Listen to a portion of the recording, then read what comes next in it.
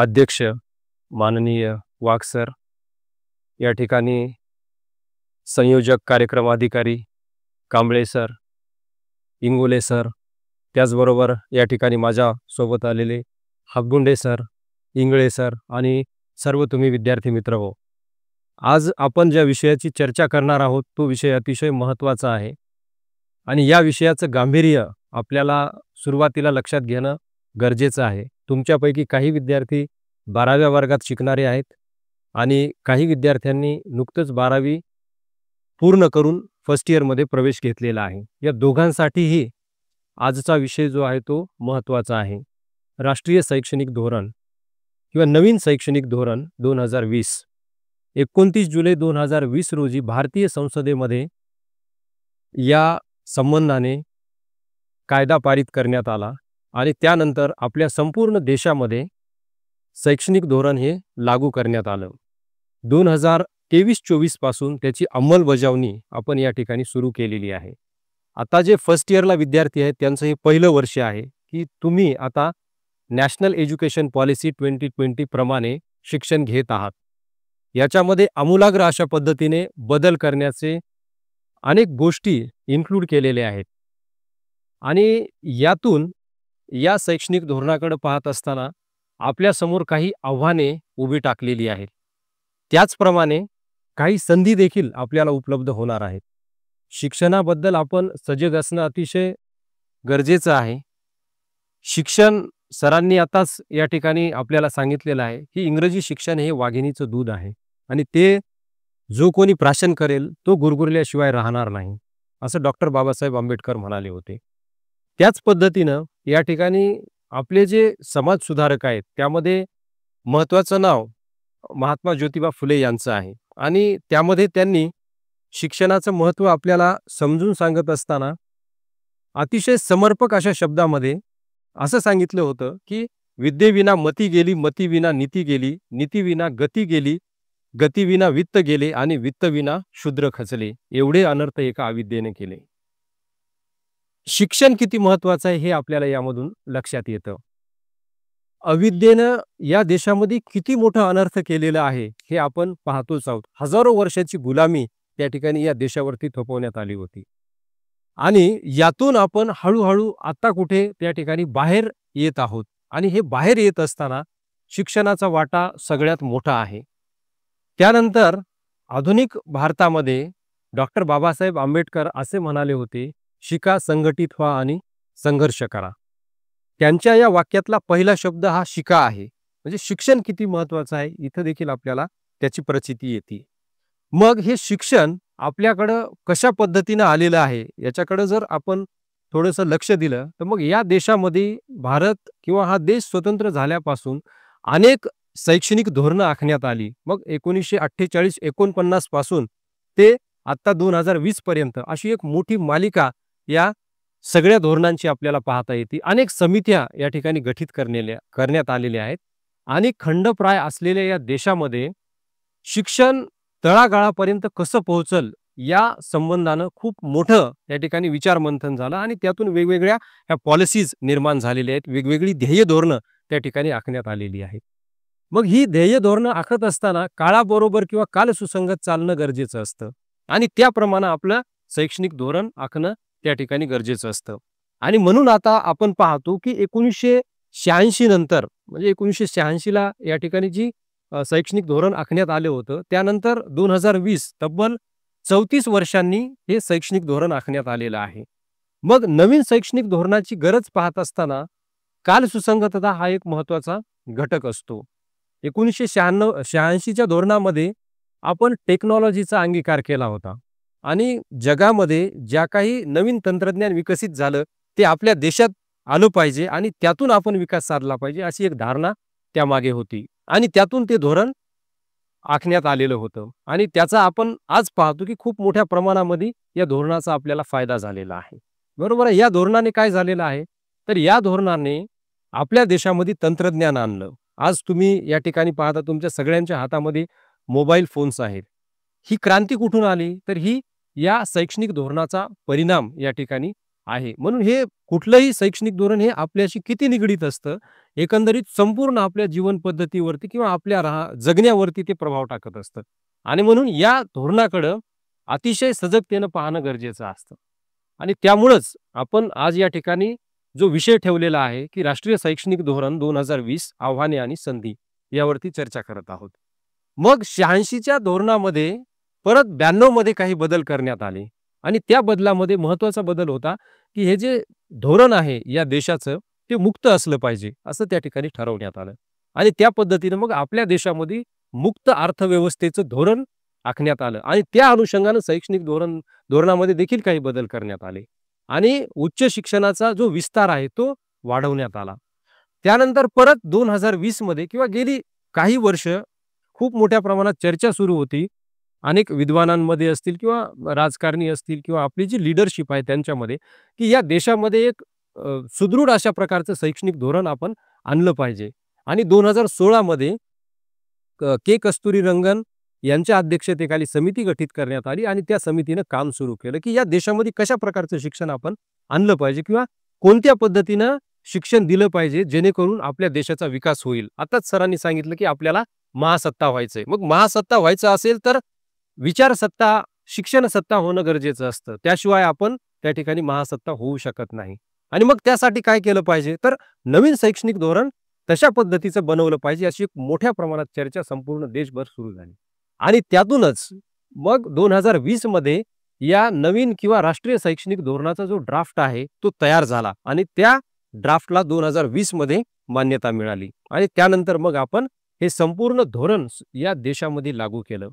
मग या धोरणामध्ये अनेक अशा गोष्टी आहेत. कुठलंही धोरण किंवा कुठलाही अधिनियम, कुठलाही कायदा हा पूर्ण असत नाही. त्यावरती चर्चा होणं गरजेचं असतं आणि त्याची जी फलनिष्पत्ती आहे ती काही वर्षाने कळते. लगेच आपल्याला समजत नाही, की एखादं धोरण लागू केलं, की त्याचे परिणाम काय होतील हे आपल्यापर्यंत येत नाही. मग हे कळण्यासाठी काही काळ जाऊ द्यावा लागतो. आणि आपण पाहिलेलं आहे, की 2 वर्षापासून हे नवीन जे राष्ट्रीय शैक्षणिक धोरण आहे ते अंमलात आलेलं आहे. पहिल्या वर्षी 22-23 मध्ये हे पीजीसाठी त्या ठिकाणी अंमलात आणलेलं होतं. म्हणजे पोस्ट ग्रॅज्युएशनसाठी. त्यानंतर जे ऑटोनॉमस कॉलेजेस आहेत त्या ठिकाणी लागू करण्यात आलं आणि त्यातून काही नवीन गोष्टी ह्या आपल्याला आता समजत आहेत. त्याला एक 2 वर्ष झाली आणि मागच्या वर्षीपासून आपण हे शैक्षणिक धोरण जे आहे यूजीसाठी त्या ठिकाणी लागू करण्यात आलेलं आहे. आता तुमची जी बॅच आहे ती पहिली बॅच आहे, की जी या धोरणाप्रमाणे शिक्षण घेत आहे. म्हणजे फर्स्ट इयरचे जे विद्यार्थी आहेत. तर हे शिक्षण घेत असताना यामध्ये अनेक गोष्टी आहेत. काही चांगल्या गोष्टी आहेत, काही त्या ठिकाणी आपण त्याला असं म्हणू शकतो, की त्याच्यामध्ये सुधारणा होण्याची गरज आहे. अशा प्रकारच्या काही गोष्टी आहेत. तर मग यामध्ये सगळ्यात महत्त्वाचं काय आहे, तर या संपूर्ण शैक्षणिक धोरणाचा जो केंद्रबिंदू आहे, तो विद्यार्थी आहे आणि हे विद्यार्थी केंद्रित अशा प्रकारचं धोरण बनवण्यात आलेलं आहे. परंतु एकूणच आज जर आपण शिक्षणाची परिस्थिती पाहिली, सरांनी मला आताच सांगितलं, की आमच्याकडं 125 अशा 2 एन-एस-एसच्या तुकड्या आहेत आणि त्यापैकी या ठिकाणी 30-35 विद्यार्थी कॅम्पसाठी हजर आहेत. आता हा जो म्हणजे हे जर तुम्ही लक्षात घेतलं, तर इथं आपल्या लक्षात येतं, की आपण किती जागृत आहोत. एखादी म्हणजे शैक्षणिक उपक्रम आहे, त्यामध्ये सहभागी होण्यासाठी आपण खरंच जागृत आहोत का? आणि एकूणच शिक्षण आपल्या या देशातलं कोणत्या दिशेनं चाललेलं आहे? तुम्ही जर मराठवाड्याचा विचार केला, तर अतिशय मागास अशा प्रकारचा भाग म्हणून संपूर्ण महाराष्ट्रामध्ये याची ओळख आहे. आणि त्यामध्ये शिक्षण क्षेत्रामध्ये अजून तो मागास आहे. आणि या मागासलेपणाचं जे कारण आहे, ते या ठिकाणी ज्या पद्धतीनं शिक्षणामध्ये बदल होणं अपेक्षित होतं किंवा या भूमीमध्ये किंवा या मराठवाड्यामध्ये ज्या प्रमाणे शिक्षणाचा विस्तार होणं अपेक्षित होतं, तो झालेला नाही. भारत स्वतंत्र झाल्यानंतर एका वर्षाने आपण स्वतंत्र झालो आणि यामधून आपल्याकडं या ज्या सगळ्याच इन्फ्रास्ट्रक्चर पासूनच्या ज्या फॅसिलिटीज आहेत, त्या तेवढ्या प्रमाणामध्ये आजही उपलब्ध नाहीत. ही मोठी कारणं अशा पद्धतीनं या सगळ्या परिस्थितीची आहेत. मग यातून मार्ग कशा पद्धतीने काढायचा? तर ह्या नवीन शैक्षणिक धोरणामध्ये आपल्याला काही संधी त्या ठिकाणी आहेत. त्याचा देखील विचार करणं गरजेचं आहे. तर या ठिकाणी मी काही ठळक मुद्दे तुमच्या समोर मांडणार आहे आणि हा जो परिप्रेक्ष्य आहे तो आपण म्हणजे मराठवाडा असेल किंवा हिंगोली असेल हा भाग गृहीत धरून त्या ठिकाणी मांडणार आहोत. म्हणजे आपल्यापुढे कोणती आव्हानं आहेत किंवा आपल्यासमोर कोणत्या संधी आहेत, तर हे आपण यामध्ये पाहणार आहोत. आता हे जे धोरण लागू झालेलं आहे ते संपूर्ण देशामध्ये त्या ठिकाणी लागू झालेलं आहे.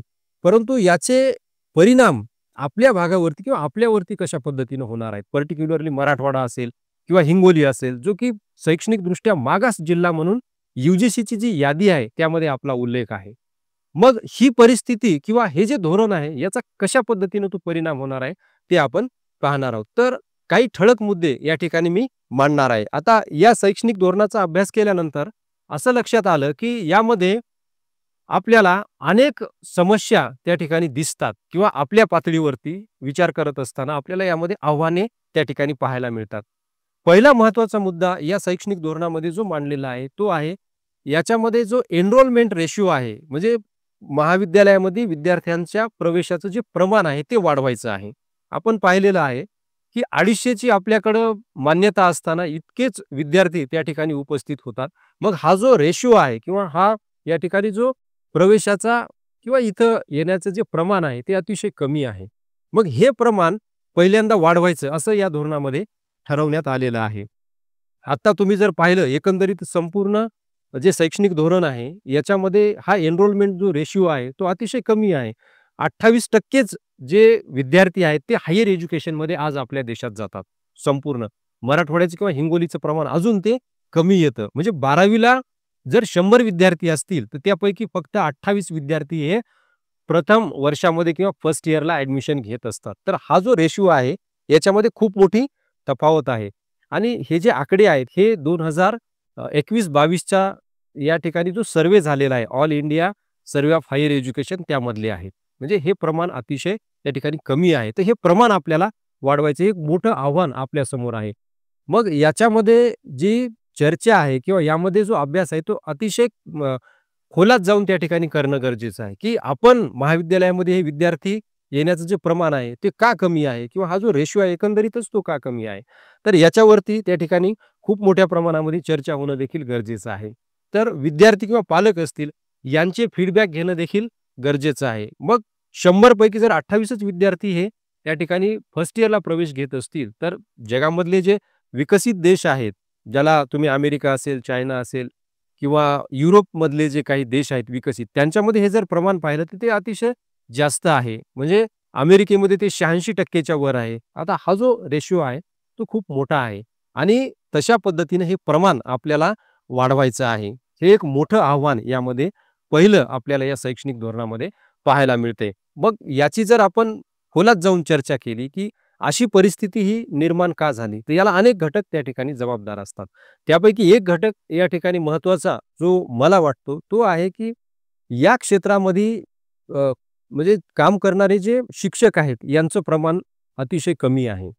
तुम्ही जर संपूर्ण या ठिकाणी देशाचा विचार केला, तर आज आपण पाहतो, की शिक्षक भरतीची प्रक्रिया ही ठप्प आहे. कुठेही शिक्षक भरती त्या ठिकाणी होत नाही. पर्टिक्युलरली आपण हायर एज्युकेशन किंवा उच्च शिक्षणाचा जर विचार केला, तर पदभरती त्या ठिकाणी ठप्प आहे. महाराष्ट्रात देखील तेच चित्र आहे. 2017 पासून ही शिक्षक भरती करण्याचा प्रयत्न सुरू आहे.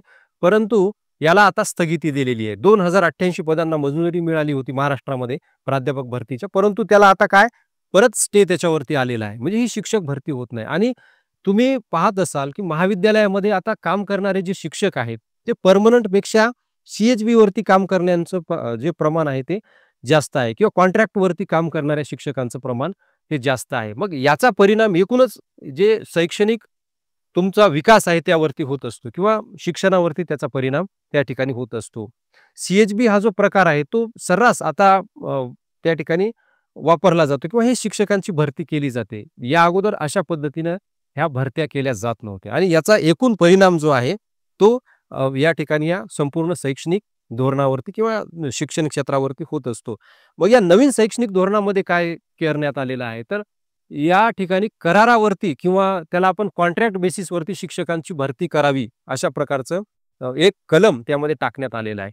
त्याचाही परिणाम जो आहे तो आपल्या या एकंदरीतच संपूर्ण शिक्षण पद्धतीवरती होणार आहे किंवा तुमच्या शिकण्यावरती, तुमच्या गुणवत्तेवरती डायरेक्ट याचा परिणाम होणार आहे. त्यामध्ये अजून एक प्रकारची तरतूद अशी करण्यात आलेली आहे, की प्रोफेसर ऑफ प्रॅक्टिस म्हणून एक पद निर्माण करण्यात आलेलं आहे.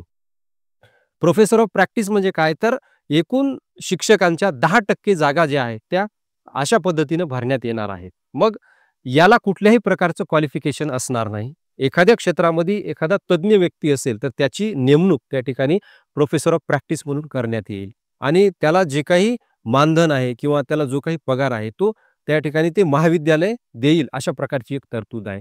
तर ही तरतूद देखील आपल्यासाठी खूप मोठं त्या ठिकाणी एक समस्या होऊ शकते. कारण आज आपण पाहतो की या देशामध्ये एम-फिल असेल, पी-एच-डी असेल, नेट-सेट असेल, हे जे पात्रताधारक आहे यांची प्रचंड मोठ्या प्रमाणात संख्या उपलब्ध असताना देखील अशा पद्धतीने जर जागा भरण्यात आल्या किंवा तशा पद्धतीने जर भरती केली, तर याचा एकूणच जो परिणाम आहे तो अतिशय वाईट या क्षेत्रावरती होणार आहे किंवा त्याचं जे फलित आहे ते अतिशय वाईट अशा प्रकारचं असणार आहे. म्हणून याचाही विचार या ठिकाणी आपण केला पाहिजे.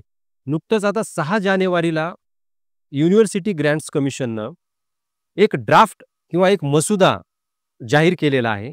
त्या मसुद्यामध्ये भरती प्रक्रिया कशी करायची असं सांगण्यात आलेलं आहे. तर या मसुद्यावरती अनेक शिक्षण तज्ञांनी आक्षेप घेतलेले आहेत. त्याच्यामध्ये एक 10-15 आक्षेप हे अतिशय महत्त्वाचे आहेत. परंतु आपल्यासाठी काही आक्षेप या ठिकाणी मी तुमच्या समोर मांडतो. कारण तुम्हाला स्कोप मिळणं गरजेचं आहे. तुम्ही आता शिक्षण घेत आहात. फर्स्ट इयरला काही विद्यार्थी आहेत किंवा 12वीला आहेत. पुढे तुम्हाला काय करायचं? एखाद्याचं स्वप्न असेल, की मला प्राध्यापक व्हायचंय, मला शिक्षक व्हायचं, बरोबर आहे. मग त्या पद्धतीनं तुम्ही ते शिक्षण घेणार, बरोबर आहे. कोणी सेटची परीक्षा देईल, कोणी नेटची परीक्षा देईल, ते उत्तीर्ण होईल, कोणी पी-एच-डी करेल आणि तुम्हाला असं वाटेल, की मी आता प्राध्यापक झालं पाहिजे. परंतु याच्यामध्ये आता ह्या ज्या शैक्षणिक अर्हता आहेत, ह्या थोड्याशा शिथिल करण्यात आलेल्या आहेत. काही विषय असे ठेवण्यात आलेले आहेत, ज्याच्यामध्ये संगीत आहे किंवा एकूणच कला क्षेत्राशी निगडीत असलेले जे वेगवेगळे विषय आहेत, त्या विषयामध्ये सेट नेट अशा प्रकारची पात्रता तुम्हाला लागणार नाही किंवा पी-एच-डी ही करायची गरज नाही. म्हणजे तुम्हाला विशिष्ट असा अनुभव असला काही वर्षांचा आणि त्याच्यामध्ये तुम्ही विशिष्ट अशा प्रकारचं प्रावीण्य मिळवलेलं असलं. आपण उदाहरणासाठी संगीत हा विषय घेऊ. त्यामध्ये जर असेल तर तुम्हाला डायरेक्ट प्राध्यापक होता येईल. मग अशा पद्धतीनं ह्या पात्रता जर शिथिल करण्यात आल्या तर याचे देखील परिणाम जे सामान्य विद्यार्थी आहेत त्यांच्यावरती होणार आहेत. महाराष्ट्रातलं एकूणच चित्र जे आहे ते अतिशय बिकट अशा प्रकारचं आहे. भरतीच्या संदर्भानं जर आपण विचार केला, तर काही गोष्टी मी तुम्हाला मोकळ्यापणाने या ठिकाणी सांगणार आहे. तुमचं जर स्वप्न असेल, की उद्या मला प्राध्यापक व्हायचंय, तर तो प्रवास अतिशय कठीण आहे. मी हे तुम्हाला अतिशय जबाबदारीने या ठिकाणी सांगतो. कारण आज तुम्ही जर पाहिलं, तर शिक्षक भरतीमध्ये किंवा या प्राध्यापक भरतीमध्ये प्रचंड मोठ्या प्रमाणात भ्रष्टाचार होताना आपल्याला पाहायला मिळतो. खूप मोठा भ्रष्टाचार आज तुम्हाला पाहायला मिळतो. मी स्वतः शिक्षक असून, प्राध्यापक असून तुम्हाला ही गोष्ट सांगतोय. याचं कारणच असं आहे, की ही परिस्थिती आता हाताबाहेर जाण्याची वेळ आलेली आहे. प्रचंड मोठ्या प्रमाणात डोनेशन्स आज मागितले जातात. संस्थाचालक हे पैसे मागतात. त्याशिवाय तुमची भरती होत नाही आणि हे उघड अशा प्रकारचं गुपित आपल्याला आज मानता येतं. मग तशा प्रकारचं स्वप्न तुम्ही पाहावं की नाही हा मोठा प्रश्न आपल्यासमोर उभा आहे. मग हे जे गोरगरिबाचे विद्यार्थी आहेत किंवा गोरगरीब जे आहेत त्यांनी या क्षेत्रात यावं की नाही हा एक मोठा प्रश्न या ठिकाणी निर्माण झालेला आहे. आणि या प्रश्नाला कोणीही आज ॲड्रेस करताना पाहायला मिळत नाही. तुम्ही जर डोनेशनचे रेट पाहिले, मी या ठिकाणी तुम्हाला म्हणजे तुमच्यामध्ये काही निगेटिव्ह ज्या गोष्टी आहेत त्या भरण्याचा प्रयत्न करत नाही, तर वास्तव जे आहे ते सांगण्याचा प्रयत्न करतो, की हे असं या ठिकाणी चालू आहे आणि याचा आपण गांभीर्याने विचार केला पाहिजे. याच्यावरती उपाय काय आहे त्याच्याकडेही मी या ठिकाणी येणार आहे. याच्यातून संधी कुठल्या आहेत ते सुद्धा मी तुम्हाला सांगणार आहे. परंतु ह्या गोष्टी आपल्याला माहिती असणं गरजेचं आहे. एकूणच आता हे जे आपलं हायर एज्युकेशन चालतं, तर त्याला त्या ठिकाणी जे रूल्स आणि रेग्युलेशन्स असतात, त्या बनवणाऱ्या काही ऑथॉरिटीज असतात किंवा आपल्या महाविद्यालयाला कुठल्यातरी विद्यापीठाचं अफिलिएशन असतं. आपल्याला आता जी डिग्री मिळणार आहे, ती आपल्याला स्वामी रामानंद तीर्थ मराठवाडा विद्यापीठाची डिग्री मिळणार आहे. कारण आपण त्यांच्याशी अफिलिएट आहोत. मग या ठिकाणी नियुक्त होणारे जे कुलगुरू आहेत, त्यांच्या नियुक्तीमध्ये सुद्धा काही नियम जे आहेत ते शिथिल करण्यात आलेले आहेत. जसं की पूर्वी काय होतं, प्रोफेसर या पदावरती असताना 10 वर्षांचा अनुभव त्या पोस्टसाठी कंपल्सरी होता. आता तो थोडासा शिथिल करण्यात आलेला आहे आणि शैक्षणिक क्षेत्रातले म्हणजे एखादी व्यक्ती नसेल किंवा उद्योग क्षेत्रातली असेल, तर त्यांचीही नियुक्ती आता कुलगुरू म्हणून करण्याची सोय या नवीन शैक्षणिक धोरणानुसार किंवा हा जो नवीन भरतीचा ड्राफ्ट आहे त्यानुसार करण्यात आलेली आहे. तर याचे परिणाम जे आहेत ते दीर्घकालीन होत असतात किंवा ते गंभीर होत असतात. म्हणून आपण सजग होणं या ठिकाणी गरजेचं असतं. त्यानंतर यामध्ये दुसरा जो महत्त्वाचा मुद्दा आहे तो गुणवत्तेचा आहे. तुम्ही आता अनेक विद्यार्थी काही बी-एचे असतील, बी-एस-सीचे असतील किंवा बी-कॉमचे असतील, वेगवेगळ्या विद्याशाखेंचे असतील. आता ह्या विद्याशाखेंमध्ये प्रवेश घेतल्यानंतर यामध्ये डिग्री पूर्ण केल्यानंतर आपल्या डिग्रीला बाजारामध्ये किती किंमत आहे? हा महत्त्वाचा मुद्दा आहे. म्हणजे मी एखादं शिक्षण घेतल्यानंतर हेही एक मोठं कारण आहे, की इथं पुढे विद्यार्थी का शिकत नाही? तर त्याचं हेही एक महत्त्वाचं कारण मला या ठिकाणी वाटतं, की डिग्री घेतल्यानंतर आपण पुढं काय करायचं? तुमच्या समोर मोठा प्रश्न असतो, की बी-एची डिग्री माझ्याकडे आल्यानंतर मला कुठल्या क्षेत्रामध्ये स्कोप आहे? तुमच्यापैकी अनेक जणांनी ठरवलं असेल, की पुढं मला काय व्हायचं आहे किंवा कुठल्या क्षेत्रामध्ये जायचं आहे, काय करियर करायचं आहे. तर मग बी-ए झाल्यानंतर, बी-एची डिग्री घेतल्यानंतर कुठलं करियर आहे माझ्यासाठी? माझ्या डिग्रीला त्या ठिकाणी बाजारामध्ये काही किंमत आहे का? तर हे आज तुम्ही याचा जर विचार केला, तर त्याचं या प्रश्नाचं उत्तर हे नकारार्थी आहे, की मी आज जी डिग्री घेतोय, त्याला कुठलंही व्हॅल्यू त्या ठिकाणी नाही. आणि म्हणून आपण आज असं पाहतो, की महाविद्यालयामध्ये येण्यापेक्षा विद्यार्थी घरीच बसतात. ते येत नाहीत आणि त्यांच्या पालकांना जर विचारलं, तर पालकांची मानसिकता अशीच असते, की "सर, आम्ही महाविद्यालयात विद्यार्थ्यांना पाठवून किंवा पाल्याला पाठवून काय करावं? शिकून काय होणार आहे?" हा प्रश्न त्या ठिकाणी त्यांच्यासमोर असतो. परंतु ही त्याची एक बाजू आहे. मग ह्या ज्या डिग्रीज आपण त्या ठिकाणी देतो, तर याच्यामध्ये काही बदल होणं अपेक्षित होतं आणि या नवीन शैक्षणिक धोरणानं तो बदल त्या ठिकाणी आणलेला आहे. म्हणून आपल्याला हेही या ठिकाणी तपासावं लागेल, की एखादी डिग्री घेतल्यानंतर आपल्या डिग्रीची बाजारातली किंमत काय आहे? किंवा या डिग्रीवरती आपण स्वतःच्या पायावर उभं राहू शकतो का? काही 4 पैसे कमवू शकतो का? किंवा आपल्या कुटुंबाला हातभार लावू शकतो का? हा मोठा प्रश्न या ठिकाणी आहे. बघा, रॉबर्ट मुगाबे म्हणून झिम्बाब्वेचे एक मोठे नेते त्या ठिकाणी होते. त्यांचं एक अतिशय महत्त्वाचं वाक्य या संदर्भामध्ये मला अ, आठवतं किंवा ते मला महत्त्वाचं वाटतं. ते असं म्हणतात, "गरीब पदवीधर तरुण आणि श्रीमंत गुन्हेगार यांचा आपल्याभोवती गराडा असेल, तर पुढील पिढीला शिक्षण ही यशाची गुरुकिल्ली आहे का? असे समजावून सांगता येईल का?" मोठा प्रश्न आहे. तुम्ही जर आज आजूबाजूला पाहिलं, तर आपल्या आजूबाजूला अशा प्रकारचे लोक आपल्याला पाहायला मिळतात. म्हणजे समाजामध्ये प्रचंड मोठ्या प्रमाणात गुन्हेगारी वाढत आहे आणि त्या गुन्हेगारीतून काहीच लोक हे या ठिकाणी पैसा कमवत आहेत किंवा श्रीमंत होत आहे. मग या समाजामध्ये काही लोक असे आहेत, की ज्यांच्याकडे अशा प्रकारच्या पदव्या आहेत. जर पदवीधर गरीब होत असेल आणि गुन्हेगार श्रीमंत होत असेल, तर अशा समाजामध्ये शिक्षणाचं वास्तव काय आहे? किंवा आपण अशा समाजामध्ये राहतो, तर आपल्याला काय भविष्य आहे, हे आपल्याला समजून सांगता येईल का? हा मोठा प्रश्न त्या ठिकाणी आहे. म्हणून एकंदरीतच आजचं जे चित्र आहे, ते अशा प्रकारचं आहे. म्हणजे गुन्हेगारी करणारे जे लोक आहेत, ते श्रीमंत होत आहेत आणि पदवी करणारे लोक हे गरीब होत आहेत. मग यावरती उपाय शोधणं गरजेचं आहे. आणि हा उपाय शोधत असताना याचं उत्तर हे आपल्याला कशामध्ये पाहायला मिळतं? तर ते शिक्षणामध्ये पाहायला मिळतं. म्हणून हे शिक्षण जे आहे, समाज उपयोगी किंवा हे शिक्षण जे आहे रोजगाराभिमुख बनवणं गरजेचं आहे. आणि त्यासाठी हे नवीन जे शैक्षणिक धोरण आहे, त्यामध्ये काही तरतुदी करण्यात आलेल्या आहेत. ही काही आव्हानं त्या ठिकाणी आपल्या समोर आहेत. त्यानंतर पुढचं महत्त्वाचं आव्हान या शैक्षणिक धोरणामध्ये जे मला वाटतं ते आहे, या एकंदरीतच संपूर्ण शिक्षणावरचा जो खर्च आहे, तो शासन कमी करत आहे. आज तुम्ही शिवाजी महाविद्यालयामध्ये शिकत आहात. या शिवाजी महाविद्यालयामध्ये शिकत असताना तुम्हाला जे बेसिक इन्फ्रास्ट्रक्चर आहे, ज्याला आपण मूलभूत सोयी-सुविधा म्हणतो, त्या पुरेशा प्रमाणात उपलब्ध आहेत का? याचं तुम्ही जर निरीक्षण केलं, तर त्याचं उत्तर नाही अशा प्रकारचं आहे. म्हणजे आज आपल्याकडं ज्या गोष्टींची उपलब्धता असायला पाहिजे, कुठल्याही प्रकारचं ग्रँट जे आहे, ते आता शासनानं देणं बंद केलेलं आहे. सॅलरी व्यतिरिक्त कुठलंही ग्रँट शासन हे महाविद्यालयाला देत नाही. तुमचा आता हा कॅम्प सुरू आहे. तर या कॅम्पला देखील अतिशय तुटपुंज अशा प्रकारचं मानधन किंवा हा जो खर्च आहे तो दिला जातो, की ज्याच्यावरती चांगला खर्च झाला पाहिजे आणि या खर्चातून विद्यार्थ्यांना काहीतरी उद्बोधन झालं पाहिजे. त्यांच्यामध्ये काहीतरी क्षमता विकसित झाल्या पाहिजे. अशा प्रकारचं कुठलंही प्रयोजन यामध्ये आपल्याला पाहायला मिळत नाही. म्हणून 1900 जवळपास 66 मध्ये जो कोठारी कमिशनचा जो ड्राफ्ट आहे तो आलेला होता आणि 68 पासून नवीन शैक्षणिक धोरण सुरू झालं. याच्यामध्ये सांगितलं होतं, की एकूण सकल उत्पन्नाच्या 6% खर्च हा आपला शिक्षणावरती झाला पाहिजे. परंतु आज आपण पाहतो, की हा जो खर्च आहे, आज आपण 2024 मध्ये आहोत. बरोबर आहे. आपण भारत स्वतंत्र होऊन जे 75 वर्ष आहेत, ते सेलिब्रेट केलेले आहे. परंतु हा खर्च काही आपण पुढे घेऊन जाऊ शकलो नाही. तो 2.5% 3% जास्तीत जास्त 3.25% पर्यंत जातो. म्हणजे आपल्याकडे जो एका विद्यार्थ्यावरती खर्च होतो शासनाचा, तो अतिशय कमी आहे. तुम्ही पाहत असाल महाविद्यालयामध्ये ज्या बेसिक गोष्टी आहेत त्या देखील आपल्याला मिळत नाही. आजही आपल्याकडे पाण्याचा प्रश्न आहे. चांगलं पाणी आपल्याला महाविद्यालयात मिळत नाही किंवा बाकी ज्या सोयी-सुविधा आहेत त्या देखील मिळत नाही. आपल्या महाविद्यालयाची लायब्ररी, ज्या लायब्ररीमध्ये दरवर्षी अनेक पुस्तकांची भर पडायला हवी, नवीन पुस्तकं त्या ठिकाणी ते आपल्याला मिळत नाही. चांगल्या लॅब तुमच्याकडे असल्या पाहिजे. आता आपण तंत्रज्ञानाचा वापर करतो, तशा पद्धतीच्या काही तुमच्याकडे डिजिटल क्लासरूम्स असल्या पाहिजे. त्याची उपलब्धता होत नाही. म्हणजेच काय तर एकूणच या शिक्षणावरचा जो खर्च आहे तो अतिशय कमी किंवा त्यामध्ये कपात करण्यात आलेली आहे. म्हणून या शैक्षणिक धोरणानं तो खर्च भरून निघणार आहे का? किंवा हे शैक्षणिक धोरण तो खर्च या ठिकाणी करणार आहे का? तर हा मोठा प्रश्न आहे. याच्यामध्ये त्याचं उत्तर नाही अशा प्रकारचं आहे.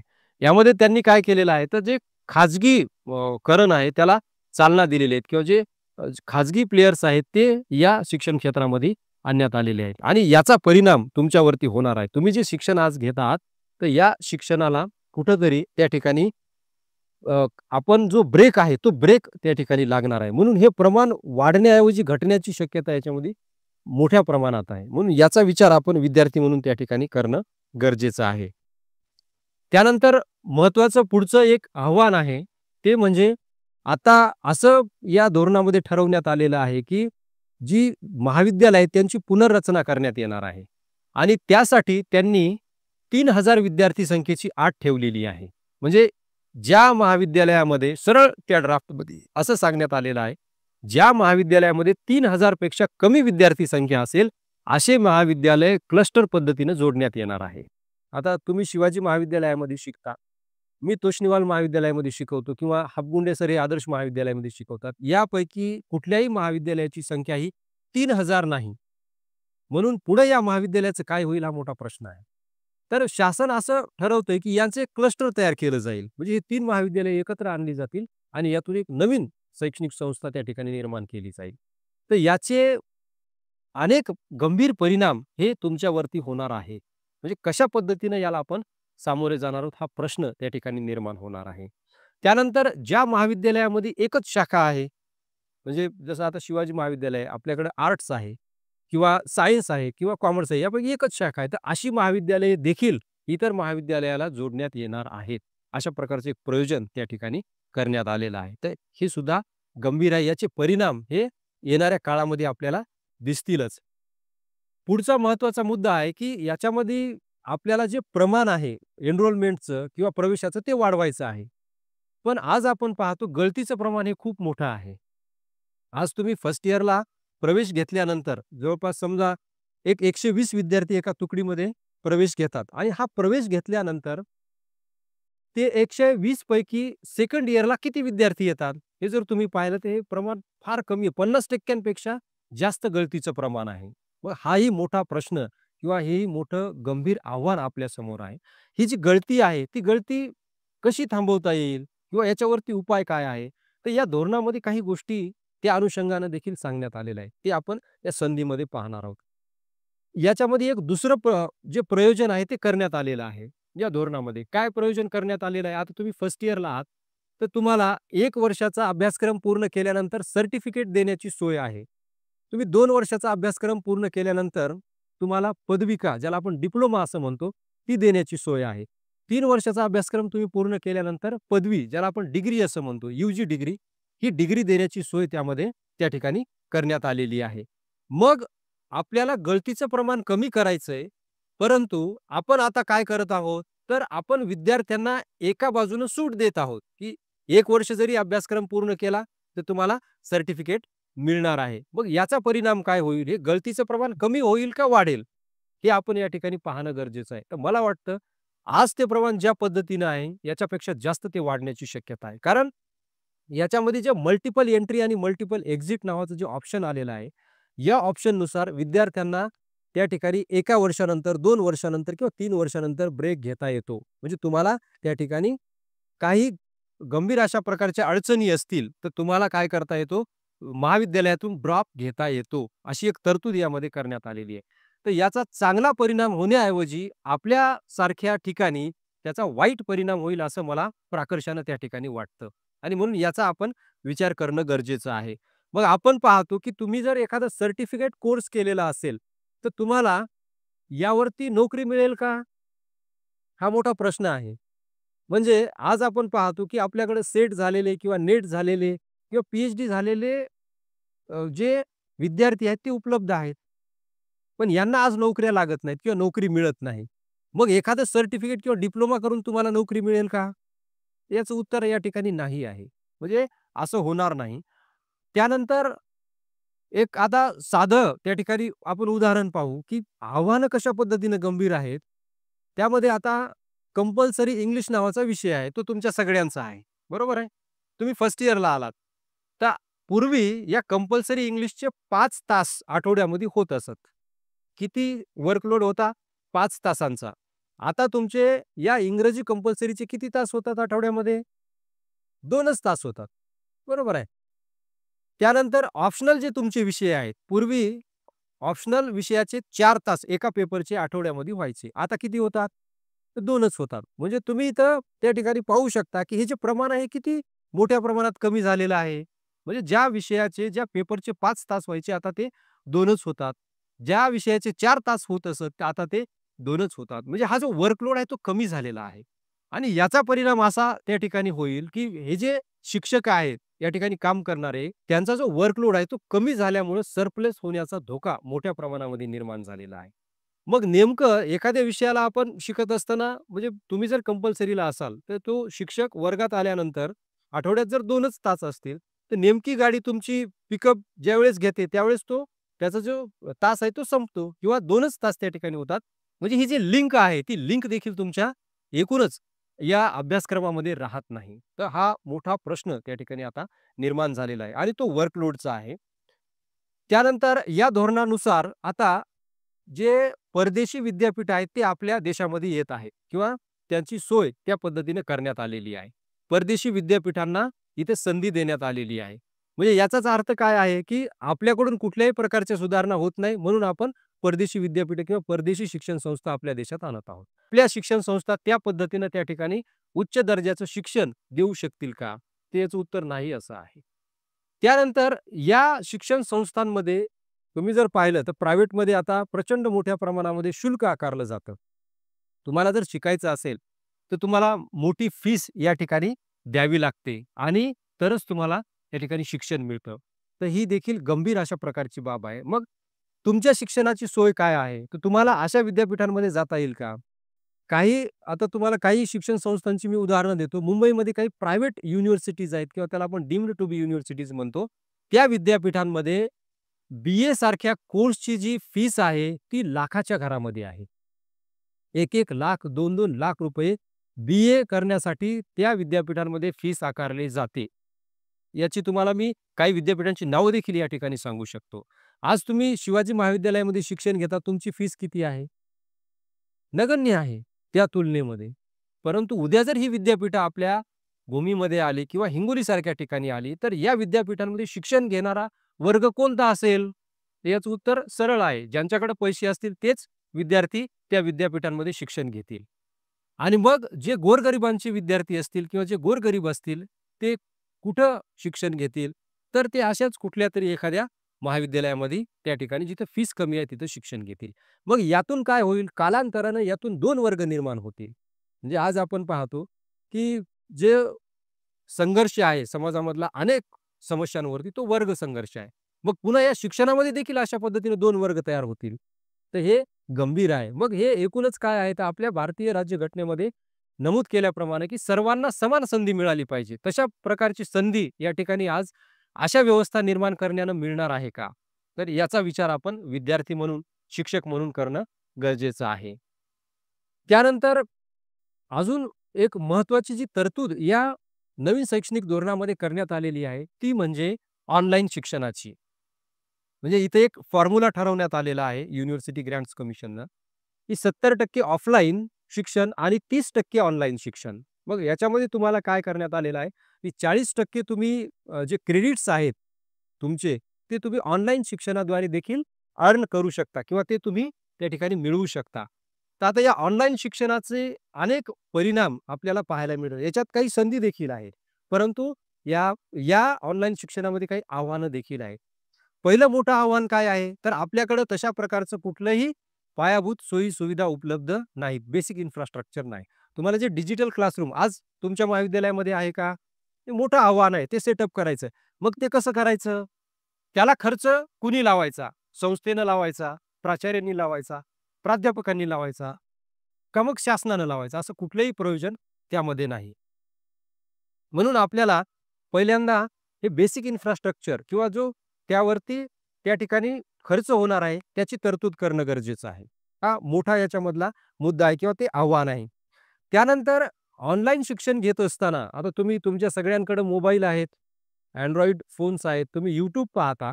त्याच्यावरती तुम्ही अनेक प्रकारचे व्हिडिओ पाहता. तर तुमच्यापैकी किती जण YouTubeवरती एखादी कॉन्सेप्ट समजून घेण्यासाठी व्हिडिओ पाहता? किती जण आहेत? काहीतरी शिकण्यासाठी आपण व्हिडिओ पाहतो. असे किती जण आहेत? तुम्ही पाहता? YouTube सगळेजण पाहता? शिकण्यासाठी किती जण आपण पाहतो? की एखादा मुद्दा आपल्याला समजला नाही, तर आपल्याला तो YouTubeवरती पाहता येतो. असं किती जण आहेत? काहीच जण आहेत. बरोबर आहे. आपण काय पाहतो YouTubeवरती? आपण चित्रपट पाहतो, आपण गाणी पाहतो, मनोरंजनाचे सगळे कार्यक्रम आपण पाहतो. याचाच अर्थ काय आहे? तर YouTubeवरती किंवा ऑनलाईन शिक्षणामध्ये डिस्ट्रॅक्शन हे फार मोठ्या प्रमाणात आहे. तुम्ही जरी ठरवलं, की मला आता एखादी कॉन्सेप्ट समजली नाही आणि मी ती YouTubeवरती पाहील.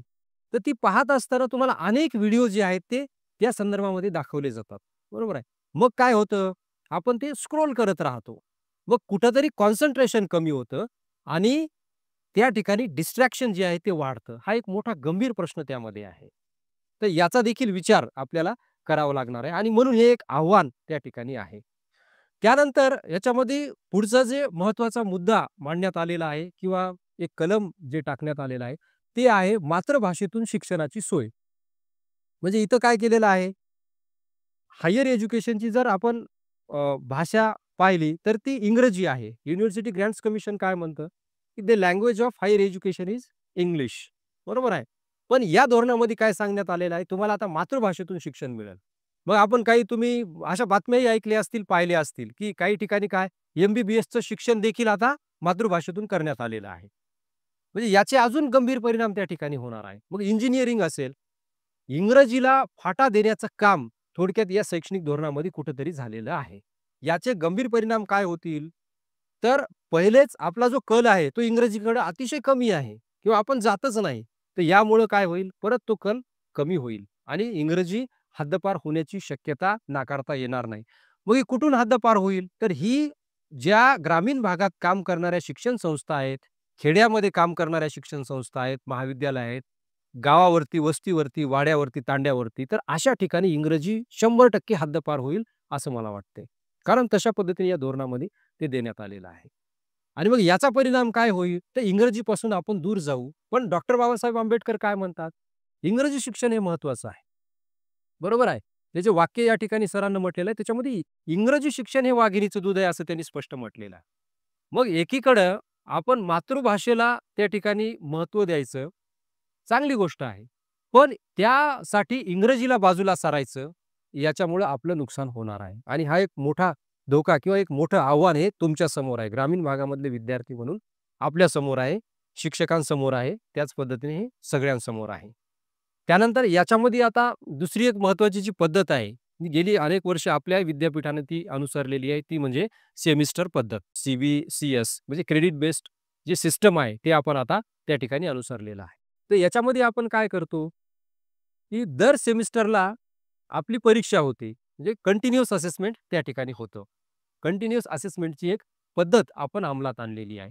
मग काय होतं, की तुम्हाला या ठिकाणी सतत परीक्षा शिकवण्यासाठी जे तास आहेत किंवा शिकवण्यासाठी त्या ठिकाणी जो वेळ आहे, तो कमी पडतो. म्हणून एखादा विषय चांगल्या पद्धतीनं तुम्हाला एखाद्या सेमिस्टरमध्ये शिकवून घेणं किंवा समजून घेणं होत नाही. लगेच तुमच्या वरती प्रेशर असतं, की काही दिवसानं तुमची पहिली टेस्ट आहे, नंतर दुसरी टेस्ट आहे, नंतर तुमची सामायिक परीक्षा आहे.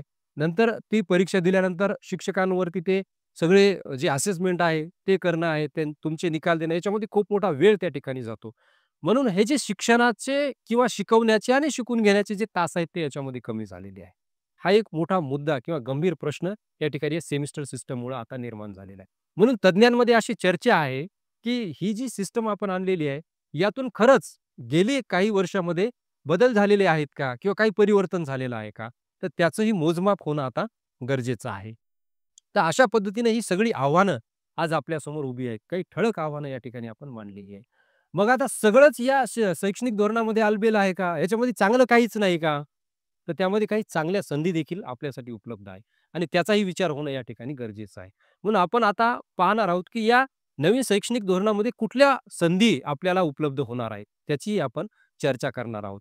आपण पाहिलेलं आहे, की या धोरणामध्ये बहुविद्याशाखीय शिक्षणाला महत्त्व दिलेलं आहे. बहुविद्याशाखीय शिक्षण म्हणजे काय?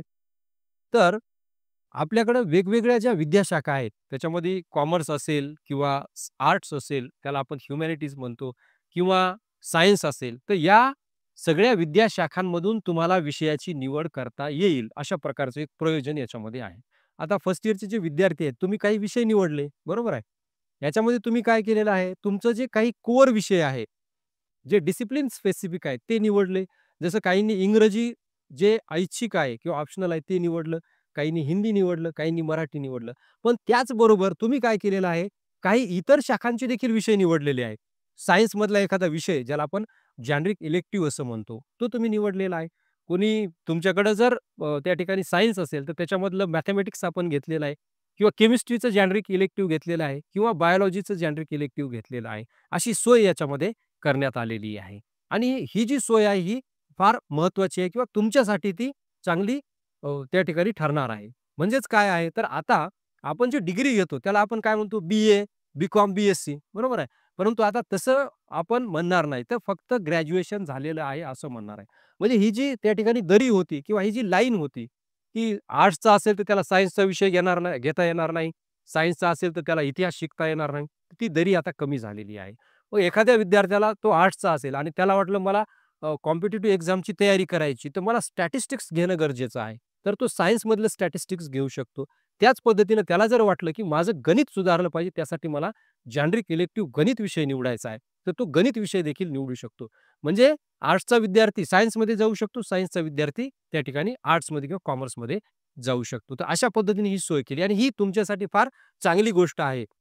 याच्यातून काय होईल, तर आपण जागतिक स्पर्धेमध्ये टिकू. आपल्याला खूप मोठ्या प्रमाणात संधी त्या ठिकाणी निर्माण होतील आणि तो एक स्कोप जो आहे, या मल्टी डिसिप्लिनरी एज्युकेशनमुळं निर्माण होईल. तर ही एक महत्त्वाची संधी या ठिकाणी मला वाटतं तुमच्यासाठी आहे आणि तुम्ही ती त्या ठिकाणी तिचा फायदा घेतला पाहिजे. त्यानंतर याच्यामध्ये या शैक्षणिक धोरणामध्ये अजून एका गोष्टीवरती भर देण्यात आलेला आहे. ते म्हणजे कौशल्य विकास, ज्याला आपण स्किल डेव्हलपमेंट म्हणतो. तुम्ही पाहिलं असेल तुमचे विषय निवडत असताना स्किल हा शब्द वारंवार येतो. बरोबर आहे? जसं की SEC skill enhancement course, AEC ability enhancement course. हे जे स्किलशी रिलेटेड कॉम्पोनंट आहेत, ते मोठ्या प्रमाणात तुमच्या सिलेबसमध्ये आता टाकण्यात आलेले आहेत किंवा करिक्युलममध्ये ते टाकण्यात आलेले आहे. याचा फायदा काय होईल? तुम्ही शिकत असताना हे स्किल डेव्हलप होतील आणि याच्यातून कुठेतरी रोजगार मिळण्यासाठी तुम्हाला संधी मिळेल किंवा रोजगारक्षम त्या ठिकाणी तुम्ही बनाल आणि स्वतःच्या पायावरती आता जसं आपण एखादी डिग्री केल्यानंतर वास्तव आहे, की स्वतःच्या पायावर उभं राहू शकत नाही. परंतु तुम्ही अशा पद्धतीने तुमची डिग्री करत असताना एखादा स्किल कोर्स केला. आता आपण बऱ्यापैकी त्या ठिकाणी शेतकरी कुटुंबातले असतो. आपल्याकडे शेती असते. तर ती आधुनिक पद्धतीनं कशी करायची त्या संदर्भातला एखादा स्किल कोर्स तुम्ही जर हे ग्रॅज्युएशन करत असताना केलं, तर त्याचा फायदा तुम्हाला इकडे शिक्षणामध्ये देखील होईल आणि शेती करण्यामध्ये देखील त्या ठिकाणी होईल. मग आधुनिक पद्धतीनं तशा पद्धतीनं तुम्हाला शेती देखील करता येईल. तर असा एक कॉम्पोनंट स्किलचा जो आहे तो तुम्हाला टाकण्यात आलेला आहे. शालेय स्तरापासूनच हे जे व्होकेशनल ट्रेनिंग आहे ते सुरू करण्यात आलेलं आहे. म्हणजे 6व्या वर्गापासूनच. मग तुम्ही जसं वरच्या वर्गांमध्ये जाल म्हणजे ग्रॅज्युएशनपर्यंत याल, तसं त्या ठिकाणी हे जे स्किल कॉम्पोनंट आहे तो वाढवण्यात आलेला आहे किंवा त्या पद्धतीने तुम्हाला ट्रेनिंग देण्याची तरतूद याच्यामध्ये करण्यात आलेली. ही एक मोठी संधी तुमच्यासाठी त्या ठिकाणी आहे. त्यानंतर याच्यामध्ये आपण पाहिलेलं आहे, की तुम्हाला म्हणजे एम-ई-एम-ई नावाचं एक कॉन्सेप्ट याच्यामध्ये इंट्रोड्यूस करण्यात आलेली आहे. तुम्हाला ती देण्यात आलेली आहे. म्हणजे मल्टिपल एंट्री, मल्टिपल एक्झिट अशा प्रकारची एक जी कॉन्सेप्ट आहे ती आपल्याला इथं पाहायला मिळते. याचा अर्थ काय आहे? तर 1 वर्ष घेतल्यानंतर तुम्हाला त्या ठिकाणी जे ब्रेक आहे तो ब्रेक घेता येतो शिक्षणातून. मग ही सोय कशासाठी ठेवण्यात आलेली आहे? तर या ठिकाणी याचं कारण असं आहे, की एखाद्याला खूप मोठी अडचण असेल आणि तो त्या ठिकाणी अपरिहार्य कारणास्तव शिक्षण पुढे जे आहे ते चालू ठेवू शकत नसेल, तर त्यासाठी ही सोय करण्यात आली. किंवा तुम्हाला वाटलं, की 1 वर्ष मी ड्रॉप घेऊन दुसरा एखादा स्किल कोर्स मला करायचा आहे. म्हणजे कंप्लीटली तुम्हाला तो दुसरा कोर्स करायचा आहे. तर त्या पद्धतीने देखील तुम्ही या डिग्रीच्या याच्यातून म्हणजे ब्रेक घेऊन तुम्ही दुसरा कोर्स देखील करू शकता. मग आता याच्यामध्ये प्रश्न असा येतो, की पुन्हा जर मला शिक्षण घ्यायचं असेल, तर मग घेता येईल का? तर त्याचं उत्तर होय असं आहे. म्हणजे तुम्ही ब्रेक घेऊनही एखादा वर्ष, 2 वर्ष दुसरं शिक्षण पूर्ण करून तुम्हाला परत शिक्षणामध्ये त्या ठिकाणी येण्याची सोय याच्यामध्ये करून देण्यात आलेली आहे. त्यासाठी तुमच्या सगळ्यांनी एबीसी नावाचे अकाउंट्स ओपन केलेले आहेत. एबीसी माहिती आहे? Academic bank credit. म्हणजे तुमचे जे क्रेडिट्स आहेत ते त्या ठिकाणी त्यामध्ये सेव्ह होणार आहेत. मग तुम्ही कुठल्याही संस्थेचं किंवा कुठल्याही एज्युकेशनल इन्स्टिट्यूशनचा कोर्स करू शकता. आता काय आहे, डिग्रीसाठी तुम्हाला विशिष्ट असे क्रेडिट्स अर्न करावे लागतात किंवा ते तुम्हाला मिळवावे लागतात. जसं तुम्हाला BAची जर डिग्री करायची असेल किंवा कुठलीही डिग्री करायची असेल, तर त्यामध्ये काय केलेलं आहे, 132 क्रेडिट्स तुमच्याकडे असले पाहिजे. मग हे 132 क्रेडिट्स तुम्ही कसे घेणार? तर वेगवेगळे कोर्सेस त्या ठिकाणी करून तुम्हाला हे 32 क्रेडिट्स त्या ठिकाणी घेता येतील आणि त्या पद्धतीनं हे सगळे क्रेडिट्स तुमचे जे आहेत ते एबीसीमध्ये सेव्ह होतील. तुम्ही सगळ्यांनी त्या ठिकाणी हे अकाउंट जे आहेत एबीसीचे ते काढलेले आहेत आणि त्या प्रमाणे तुम्हाला कुठल्याही इन्स्टिट्यूशनमधून मग ते फक्त या ठिकाणी महाराष्ट्रातल्याच आहे का किंवा आपल्या जिल्ह्यातल्याच आहे का, तर संपूर्ण देशातल्या कुठल्याही इन्स्टिट्यूशनचा तुम्हाला कोर्स करता येईल. तुम्हाला जर वाटलं की मला IIT चेन्नईचा एखादा चांगला स्किल बेस्ड कोर्स करायचा आहे, तर तो कोर्स देखील तुम्ही करू शकता आणि त्याचे जे क्रेडिट्स आहेत ते तुम्हाला डिग्री मिळवून देण्यामध्ये कामी येऊ शकतात. तर अशा पद्धतीने 40% जे क्रेडिट्स आहेत ते तुम्ही हे सगळे कोर्स करून त्या ठिकाणी अर्न करू शकता आणि ते क्रेडिट्स जमा करण्याची जी सोय आहे ती एबीसीमध्ये करण्यात आलेली आहे. त्यानंतर आपल्या देशामध्ये संशोधन हे अतिशय कमी प्रमाणात होतं आणि संशोधनाला चालना देण्यासाठी नवीन तरतूद या शैक्षणिक धोरणात करण्यात आलेली आहे आणि ती तरतूद म्हणजे नॅशनल रिसर्च फाउंडेशनची स्थापना. आज आपण पाहतो चीनसारखा देश जो आहे तो संपूर्ण जगाला उत्पादनं पुरवत असतो. ही उत्पादनं तो कशाच्या जोरावरती पुरवतो? तर वेगवेगळ्या क्षेत्रातल्या संशोधनाच्या जोरावरती तो पुरवत असतो आणि तिथं जे संशोधनाचं कार्य आहे, कुठलाही विकसित देश घ्या, त्या विकसित देशामध्ये हे मोठ्या प्रमाणात होत असतं. त्याच्यावरती मोठा खर्च त्या ठिकाणी केला जातो आणि आपल्याकडं आपण असं पाहतो, की ग्रॅज्युएशनला येईपर्यंत खास अशा प्रकारचं कुठलंही संशोधन आपण करत नाही. मग या संशोधनाला चालना मिळण्यासाठी नॅशनल रिसर्च फाउंडेशनची स्थापना जी आहे ती करण्यात येणार आहे आणि यातून तुम्हाला संशोधनं देखील करता येतील. मग शेतीचं परत आपण जर उदाहरण घेतलं तर यामध्ये शेतीमध्ये वेगवेगळ्या प्रकारची संशोधनं तुम्हाला करता येतील. त्यासाठी काही निधी शासन तुम्हाला उपलब्ध करून देणार आहे आणि त्या निधीतून तुम्ही संशोधन करायचं आणि त्या संशोधनाचे क्रेडिट्स देखील तुम्हाला इकडे डिग्री घेण्यामध्ये उपयोगी पडणार आहेत. तर अशा प्रकारची तरतूद याच्यामध्ये करण्यात आलेली आहे. ऑनलाईन शिक्षण जे आहे ते आपण पाहिलेलं आहे, की त्याच्यामुळं काही आव्हानं निर्माण होणार आहेत. परंतु त्याच बरोबरीनं ऑनलाईन शिक्षणामुळं तुमच्यासमोर काही संधी देखील निर्माण केलेल्या आहेत. जसं की कुठल्याही एखादा चांगला कोर्स असेल एखाद्या संस्थेचा, तर तो तुम्ही करू शकता. म्हणजे आज आपण पाहतो की स्वयं असेल किंवा NPTEL असेल, या पोर्टलवरती अनेक चांगल्या प्रकारचे कोर्सेस आहेत. जसं की आता तुम्ही इथं पाहता, हा व्हिडिओ या ठिकाणी रेकॉर्ड होत आहे, बरोबर आहे. तर व्हिडिओ निर्मिती कशी करायची याचे अनेक कोर्सेस तुम्हाला आज ऑनलाईन पाहायला मिळतील, YouTubeवरती पाहायला मिळतील. तर हे कोर्सेस तुम्ही करू शकता आणि हे कोर्सेस केल्यानंतर त्याचे क्रेडिट्स तुम्हाला त्या ठिकाणी मिळतील. एखाद्याला फोटोग्राफीमध्ये आवड असेल, तर तो फोटोग्राफीचा कोर्स देखील करू शकतो आणि त्याचा जो अंतर्भाव आहे हा तुमच्या त्या ठिकाणी क्रेडिट्स अर्नमध्ये होणार आहे. तर अशा पद्धतीने तुम्हाला ही सगळी सोय ऑनलाईन शिक्षणाची यामध्ये करून देण्यात आलेली आहे. त्यानंतर वेगवेगळ्या क्षेत्रामध्ये ज्या संधी आहेत, त्या संधी तुम्ही या ठिकाणी कॅप्चर करू शकता किंवा या संधीचा तुम्ही फायदा घेऊ शकता. म्हणजे एखाद्या क्षेत्रामध्ये विशिष्ट कोर्स जर केला, तर तुम्हाला नोकरी मिळू शकते. असं जर असेल, तर तो कोर्स तुम्ही करू शकता. म्हणजे आपण आज पाहतो, की एआयमध्ये खूप मोठा स्कोप आहे, ज्याला आपण आर्टिफिशियल इंटेलिजन्स म्हणतो. तर एआयचा कोर्स करून तुम्ही चांगला रोजगार आज या ठिकाणी मिळवू शकता. अशा प्रकारची संधी तुम्हाला देण्यात आलेली आहे. मग इथं तुम्हाला कुठल्याही शाखेचं बंधन नाही. मग तुम्ही BAचे असाल, BSCचे असाल किंवा BComचे असाल, तर असं कुठलंही बंधन नाही. तुम्हाला हा कोर्स जो आहे तो करता येतो. अशा प्रकारचं त्या ठिकाणी एक सोय यामध्ये आपल्याला करून देण्यात आलेली आहे. त्यानंतर महत्त्वाचा याच्यामध्ये जो मुद्दा आहे एकंदरीत या सगळ्या नवीन धोरणामध्ये तो आहे सतत शिक्षण हा आहे. तर यामध्ये काय आहे एक युval नोआ हरारी नावाचे खूप मोठे तत्ववेत्ते आहेत किंवा हिस्टोरियन आहेत आणि त्यांनी असं म्हटलेलं आहे, "we must learn the skill of how to learn skills." याचा सरळ अर्थ असा आहे, की आज आपल्याला म्हणजे एखादं स्किल तुम्ही शिकलात, तर ते स्किल संपूर्ण आयुष्यभर तुम्हाला उपयोगी पडेलच असं नाही. तर ते तुम्हाला अपडेट करावं लागेल. म्हणून तुम्हाला एक स्किल शिकणं फार गरजेचं आहे आणि ते स्किल म्हणजे आपल्याकडं असणारे जे स्किल्स आहेत ते कसे अपडेट करायचे याचं स्किल शिकणं आपल्याला गरजेचं आहे. तर असं या ठिकाणी युval नोआ हरारी म्हणतात आणि हीच गोष्ट आपल्याला हे जे शैक्षणिक धोरण आहे यामध्ये पाहायला मिळते आणि ती एक संधी म्हणून आपण त्याकडे पाहू शकतो. तर अशा अनेक प्रकारच्या संधी आपल्याला आज या नवीन शैक्षणिक धोरणामध्ये पाहायला मिळतात आणि या संधीचा निश्चितच आपण या ठिकाणी आपल्या विकासासाठी उपयोग करून घेणं गरजेचं आहे. म्हणजे कुठलंही धोरण जे आहे त्याला 2 बाजू असतात. परंतु आज आपल्या हातामध्ये काय आहे याचा विचार करून आपण त्याच्याकडे पॉझिटिव्ह पाहणं गरजेचं असतं. याच्यामध्ये ज्या काही त्रुटी आहेत त्या दूर करण्यासाठी आपण सगळ्यांनी मिळून प्रयत्न करणं देखील गरजेचं असतं. म्हणून मला असं वाटतं, की आपण हे जे नवीन शैक्षणिक धोरण आहे याच्याकडे पॉझिटिव्हली पाहूयात आणि या धोरणामधून आपल्याला काय शिकता येतं आणि कशा पद्धतीनं पुढे जाता येतं, स्वतःच्या पायावरती उभं राहता येतं, याचा विचार आपण या ठिकाणी करूयात. तर हे सगळे मुद्दे या ठिकाणी मला तुमच्यासमोर मांडायचे होते आणि हे मी तुमच्यासमोर मांडलेले आहेत. तुम्हाला जर याबद्दल काही प्रश्न असतील, तर तुम्ही ते निश्चितच विचारू शकता. त्यासाठी आपण काही वेळ या ठिकाणी सरांचं जे मार्गदर्शन आहे ते झाल्यानंतर देणार आहोत. तर या ठिकाणी मला संयोजकांनी बोलण्याची संधी दिली आणि या शिबिरामध्ये तुमच्याशी या ठिकाणी मला बोलता आलं याबद्दल मी सर्व जे कार्यक्रम अधिकारी आहेत, आमचे इंगोले सर आहेत यांचे मनापासून आभार मानतो आणि या ठिकाणी थांबतो. धन्यवाद.